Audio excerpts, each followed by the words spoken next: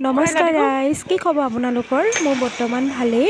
আজিৰ দিনটো আমাৰ কাৰণে বহুতেই এটা ভাল লগা দিন হয়, কাৰণ আজি আমাৰ বহুত দিনীয়া এটা সপোন বাস্তৱ হৈছে।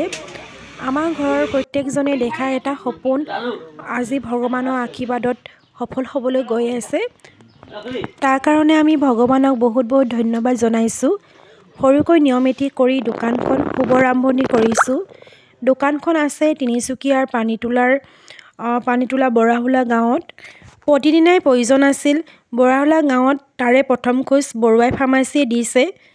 বৰাহোলাৰ ৰাইজৰ সহায় সহযোগিতা আমাক বহুতেই প্ৰয়োজন আছে।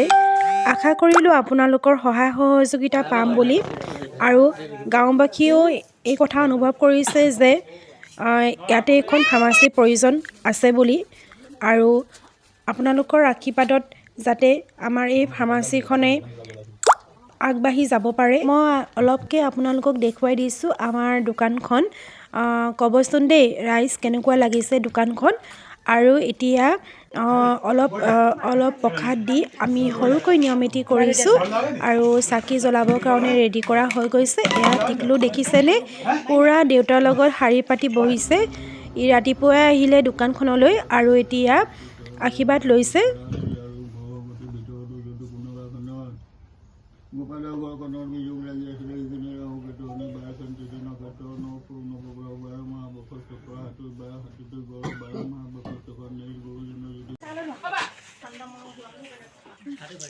এইফালে প্ৰসাদ সানি আছে, আৰু আমাৰ মেইন মানুহ দুজনে চাহ দিছে। এয়া আমাৰ চাহ দিয়া দুজন মানুহ ন, মেইন মানুহ খোৱা মানুহ।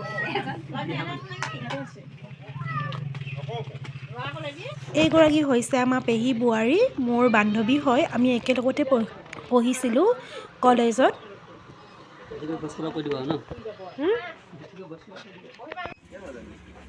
এতিয়া প্ৰসাদ আহি গ'ল আৰু মই সকলোকে বিলাই দিছোঁ।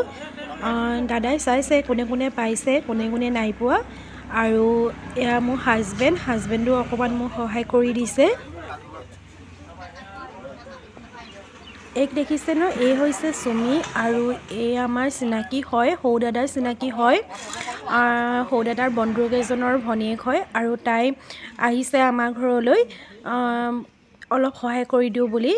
আৰু ছোৱালীজনী বহুত কম দিনৰ চিনাকি হয়, তথাপি তাই বহুত ঘৰুৱা টাইপৰ হৈ গ'ল। এতিয়া প্ৰসাদ লোৱাৰ পিছত এয়া শেষ সেৱা। তাৰপিছত এয়া হৈছে প্ৰথমজন আমাৰ ফাৰ্মাচীখনৰ দোকানখনৰ কাষ্টমাৰ বুলিয়ে ক'ব পাৰি। আৰু তেওঁৰ মনোভাৱ অলপ আপোনালোকক জনাব, অলপ শুনিবচোন দেই ৰাইজ। পকাবাম পানীমুদি,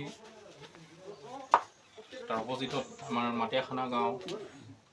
সকলো ৰাইজে যেন আহি এই ফাৰ্মাচীখনত অন্ততঃ তেওঁলোকৰ প্ৰাথমিক যিখিনি চিকিৎসা এবাৰ হ'লেও তেওঁলোকে ইয়াত দেখায়হি।